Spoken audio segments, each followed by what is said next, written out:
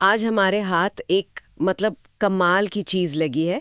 ये किसी को प्रेरित करने के लिए बनाए गए एक संदेश का पूरा खाका है, एक तरह का सीक्रेट मैनुअल। हाँ, और ये सिर्फ कुछ अच्छे विचारों की लिस्ट नहीं है, ये पूरी इंजीनियरिंग है। इंजीनियरिंग, शब्दों की, कहानियों की और मनोविज्ञान की, कि कैसे किसी के दिमाग पर एक गहरा असर छोड़ा जाए।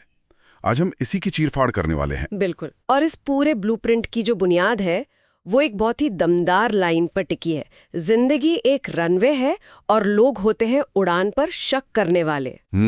तो आज का हमारा मिशन है ये पता लगाना कि क्या ये फॉर्मूला वाकई काम करता है या ये सिर्फ अच्छी अच्छी बातों का एक खोखला ढांचा है। चलिए देखते हैं इस मशीन के अंदर आखिर है क्या। ठीक है, तो शुरुआत करते हैं इसके इंजन से, वो रनवे वाला रूपक। हाँ, ये ब्लूप्रिंट कहता है कि हर इंसान एक उड़ने वाली मशीन है जिसे बस रनवे पर टिके रहने की जरूरत है। और इसकी तुलना की गई है हवाई जहाज के आविष्कार से। अच्छा। ऐसे लोग मजाक उड़ाते थे कि अरे लोहे का इतना भारी टुकड़ा हवा में उड़ ही नहीं सकता। सुनने में तो बहुत अच्छा लगता है ये अच्छे से लगता है क्योंकि ये चालाकी से सुनने वाले की स्थिति को बदल देता है। कैसे? ये उसे एक पीड़ित या कमजोर नहीं दिखाता, बल्कि एक शक्तिशाली मशीन की तरह दिखाता है जो वो बस अपनी बारी का इंतजार कर रही है। ये सीधे आत्मसम्मान पर निशाना है। समस्या आप में नहीं है, समस्या प्रक्रिया में धैर्य न रखने की है। बिल्कुल। और ये शक करने वालों को भी एक अलग नजरिए से दिखाता है। इसमें लिखा है कि जब लोग आपके सपनों का मजाक उड़ाते हैं तो वो असल में आपकी काबिलियत पर नहीं, बल्कि अपनी सीमाओं के आईने में आपको देख रहे होते हैं। वो अपनी हदें आप पर थोप रहे होते हैं। ये तो एक बहुत ही पावरफुल साइकोलॉजिकल पॉइंट है। हाँ, ये एक तरह का भावनात्मक कवच है। ये सुनने वाले को ऊपर से नाकामी के डर का, दूसरों की राय का बोझ हटा देता है। कि जो तुम्हें कह रहा है कि तुम नहीं कर सकते, वो असल में अपने बारे में बात कर रहा है। एग्जैक्टली। और वहीं पर एक कनेक्शन बन जाता है। लेकिन क्या इसमें कोई कमी भी है? क्या ये जिंदगी को जरूरत से ज्यादा सरल नहीं बना देता? सिर्फ रनवे पर दौड़ते रहने से ही क्या हर जहाज उड़ जाता है? असल जिंदगी में तो मौसम, मशीन में खराबी, हाँ, बहुत कुछ होता है। आपने बिल्कुल सही नस पकड़ी है। और यही इस तरह के प्रेरक संदेशों का सबसे बड़ा खतरा है। क्या? ये व्यक्तिगत जिम्मेदारी पर इतना ज्यादा जोर देता है कि ये उन बाहरी चुनौतियों को नजरअंदाज कर देता है जो किसी के बस में नहीं होती, जैसे सामाजिक बाधाएं, आर्थिक हालात या बस बुरी किस्मत। ये रूपक एक अधूरा सच भी बता सकता है कि अगर तुम सफल नहीं हुए तो गलती सिर्फ तुम्हारी है, क्योंकि तुम रनवे पर ठीक से दौड़े नहीं। ये एक बहुत जरूरी बिंदु है। तो इस शक्तिशाली लेकिन शायद अधूरे रूपक के बाद ये ब्लूप्रिंट भावनाओं को जगाने के लिए एक कहानी का इस्तेमाल करता है। अच्छा। एक ऐसे लड़के की कहानी जिसे सब कहते थे कहाँ उड़ने के सपने देख रहे, अपनी हद में रहे। पर वो चुपचाप छोटी छोटी जीतें हासिल करता हुआ अपने रनवे पर आगे बढ़ता गया। हाँ। और यहीं से ये अमूर्त विचार एक ठोस शक्ल लेना शुरू करता है। अब हम सिर्फ एक हवाई जहाज के बारे में नहीं सोच रहे हैं। अब हम उस लड़के के सफर से जुड़ गए हैं। सही। और फिर आता है कहानी का वो हिस्सा जिसे ब्लूप्रिंट में भावनात्मक कोर कहा गया है। Emotional core. जब वो लड़का कामयाब हो जाता है तो वही शक करने वाले लोग भीड़ में सबसे आगे खड़े होके कहते हैं, अरे ये तो मेरा दोस्त है। मैं तो हमेशा से जानता था कि ये कुछ बड़ा करेगा। बिल्कुल। देखिए, ये हिस्सा बहुत चतुराई से लिखा गया है। ये सिर्फ नायक की जीत नहीं है। तो क्या है? ये इंसानी पाखंड पर एक टिप्पणी है। ये उस कड़वी सच्चाई को सामने लाता है कि सफलता के 100 बाप होते हैं पर असफलता अनाथ होती है। वाह। जब कोई ये सुनता है तो उसे सिर्फ उस लड़के के लिए खुशी नहीं होती, उसे उन मतलबी लोगों पर गुस्सा भी आता है। और वो गुस्सा उस संदेश को और गहराई से मन में बिठा देता है। लेकिन यहाँ भी एक सवाल है मेरे मन में। पूछिए। क्या ये कहानी लोगों को दूसरों के वैलिडेशन पर, उनकी मंजूरी पर निर्भर नहीं बना रही? बहुत दिलचस्प नुक्ता है, समझाइए। ऐसा लगता है कि असली जीत तब नहीं हुई जब उसने उड़ान भरी, बल्कि तब हुई जब शक करने वालों ने उसे मान लिया। सही कहा। और हाँ, ये एक दोहरा संदेश देने का जोखिम उठाता है। एक तरफ ये कहता है कि लोगों की परवाह मत करो, और दूसरी तरफ कहानी का सबसे संतोषजनक पल वही है जब वही लोग आपको स्वीकार करते हैं। ये एक तरह का विरोधाभास है, और शायद ये इसीलिए काम करता है क्योंकि हम सामाजिक प्राणी हैं। हम चाहे कितना भी कहें कि हमें फर्क नहीं पड़ता, लेकिन कहीं ना कहीं हम चाहते हैं कि जो हम पे हंसे थे वो एक दिन हमारी तारीफ करें। हाँ, ये कहानी उसी मानवीय कमजोरी को भुनाती है। ठीक है, तो पहले रूपक से दिमाग को पकड़ा, फिर कहानी से दिल को, इसके बाद ब्लूप्रिंट का लहजा एकदम बदल जाता है। अब ये एक शांत समझदार काउंसलर की तरह सलाह देना शुरू करता है। ये एक क्लासिक कौशल है। जब कोई भावनात्मक रूप से आपके साथ जुड़ा हो तो वो आपकी सलाह सुनने के लिए सबसे ज्यादा तैयार होता है। भावनाएं दरवाजा खोलती हैं और फिर तर्क और सलाह अंदर आते हैं। और सलाह भी बहुत सीधी और दमदार है। जैसे एक लाइन है, जहरीले लोग आपके रनवे पर पड़े पत्थर की तरह हैं, उन्हें हटाना आपकी जिम्मेदारी है। ये सिर्फ सलाह नहीं है, ये एक तस्वीर है जो दिमाग में छप जाती है। बिल्कुल, ये रनवे वाले रूपक को और मजबूत करती है। ये नहीं कहती कि बुरे लोगों से दूर रहो, ये कहती है कि अपने रनवे को साफ रखो वरना उड़ान नहीं भर पाओगे। सही, ये सुनने वाले को शक्ति देता है, पर इसका एक दूसरा पहलू भी है। वो क्या? ये हमें सिखा सकता है कि हर उस व्यक्ति को जहरीला पत्थर मानकर अपनी जिंदगी से निकाल दो जिससे हमारे विचार नहीं मिलते। अच्छा। हर मुश्किल इंसान एक पत्थर नहीं होता, कभी कभी वो एक चुनौती होता है जो हमें कुछ सिखाने आया है। वाह, ये तो मैंने सोचा ही नहीं था।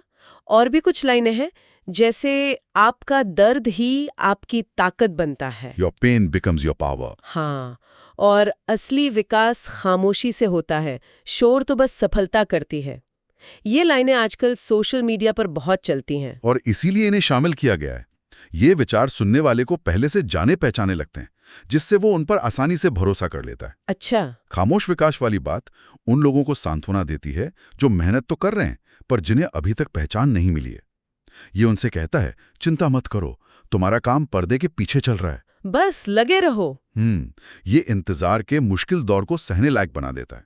और यहाँ से ये ब्लूप्रिंट एक बहुत ही खास मोड़ लेता है। कहाँ? इसमें साफ साफ लिखा है कि जेन जी यानी आज के युवा पीढ़ी के लिए एक अलग से सेक्शन होना चाहिए। अच्छा, टारगेट ऑडियंस पर फोकस। हाँ, ये सीधे तौर पर बर्नआउट, सोशल मीडिया पर तुलना और जल्दी सफल होने के दबाव जैसे मुद्दों की बात करता है। और ये कदम इस ब्लूप्रिंट को एक सामान्य प्रेरक संदेश से उठाकर एक बेहद रेलेवेंट और लक्षित संदेश बना देता है। ये दिखाता है कि इसे बनाने वाला अपने दर्शकों की नब्ज को समझता है। बिल्कुल, जेनजी के लिए प्रेरणा का मतलब सिर्फ मेहनत करो नहीं है। उनके लिए इसका मतलब है इतने शोर और दबाव के बीच मानसिक शांति के साथ मेहनत कैसे करें। सही। इसमें एक लाइन पर बहुत जोर दिया गया है, जेन जी की फ्लाइट का सबसे बड़ा दुश्मन तुलना है। और ये कितना सच है? आज के इंस्टाग्राम और टिकटॉक के जमाने में तो बहुत ज्यादा। ये सिर्फ सच नहीं लगता, ये इस पीढ़ी की सबसे बड़ी चुनौतियों में से एक है। पहले लोग अपनी तुलना सिर्फ अपने आस पड़ोस के लोगों से करते थे। आज एक 18 साल का लड़का अपनी तुलना दुनिया के सबसे सफल 25 साल के लड़के से कर रहा है, जिसकी जिंदगी का सिर्फ सबसे अच्छा हिस्सा उसे स्क्रीन पर दिख रहा है। ये एक ऐसी दौड़ है जिसे जीता ही नहीं जा सकता।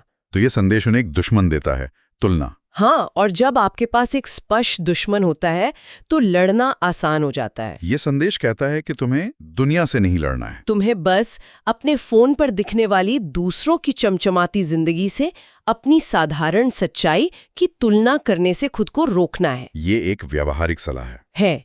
पर यहाँ भी एक सवाल है, क्या ये कह देना काफी है कि तुलना मत करो? कहना तो आसान है, पर जिस डिजिटल दुनिया में वो जी रहे हैं उससे बचना लगभग नामुमकिन है। क्या ये सलाह उन्हें एक और चीज में फेल होने का एहसास करा सकती है कि देखो मैं तो तुलना करना भी नहीं छोड़ पा रहा हूँ? ये बहुत गहरा बिंदु है और अब हम आते हैं इसके अंत पर। ब्लूप्रिंट के मुताबिक अंत को एक और भावनात्मक शिखर पर खत्म होना चाहिए ताकि सुनने वाला एक मजबूत एहसास के साथ जाए। हाँ, इसमें कुछ लाइनें हैं जो सच में जबरदस्त हैं, जैसे तुम उड़ सकते हो, बस रनवे छोड़कर मत भागना। ये लाइन पूरी बातचीत का सार है। उम्मीद और जिम्मेदारी दोनों को एक साथ पिरोती है। एक और लाइन है जो थोड़ी कड़वी लेकिन सच्ची है, लोग तुम पर तब तक विश्वास नहीं करते जब तक तुम उड़ान नहीं भर लेते। ये यथार्थवाद का एक डोज है। ये आपको मानसिक रूप से तैयार करता है कि शुरू में तुम्हें अकेले ही चलना होगा। बाहरी प्रशंसा की उम्मीद मत करो, अपनी प्रेरणा अपने अंदर से लाओ। और मेरी पसंदीदा लाइन जो नकारात्मकता को पूरी तरह से पलट देती है, अगर कोई बोलता है नहीं होगा तो समझ लो कि तुम्हारी फ्लाइट सही दिशा में है। वाह, ये शुद्ध रूप से मनोवैज्ञानिक रूप से सशक्त करने की तकनीक है। ये आलोचना को अपमान की तरह नहीं बल्कि एक मील के पत्थर की तरह देखने का नजरिया देती है कि अगर लोग तुम्हें रोक रहे हैं मतलब तुम कुछ अलग कर रहे हो। जो यथास्थिति को चुनौती दे रहा है, और महान चीजें हमेशा वहीं से शुरू होती हैं। तो अगर हम पूरी तस्वीर देखें तो ये ब्लूप्रिंट सिर्फ अच्छी बातों का संग्रह नहीं है, ये एक बहुत ही सोचा समझा भावनात्मक सफर है। शक से शुरू होता है, कहानी से जोड़ता है, सलाह से रास्ता दिखाता है और आत्मविश्वास पर खत्म होता है। ये तो एक छोटी सी ऑडियो कहानी में ही हीरो की यात्रा का पूरा ढांचा है। बिल्कुल, यह हमें सिखाता है कि एक प्रभावी संदेश सिर्फ जानकारी देने के बारे में नहीं है, बल्कि वो सही समय पर सही भावनाओं को जगाने और उन्हें एक दिशा देने के बारे में है। ये मनोविज्ञान का कलात्मक उपयोग है। सही कहा। तो इस पूरी पड़ताल से ये तो साफ है कि ये ढांचा क्यों इतना असरदार हो सकता है।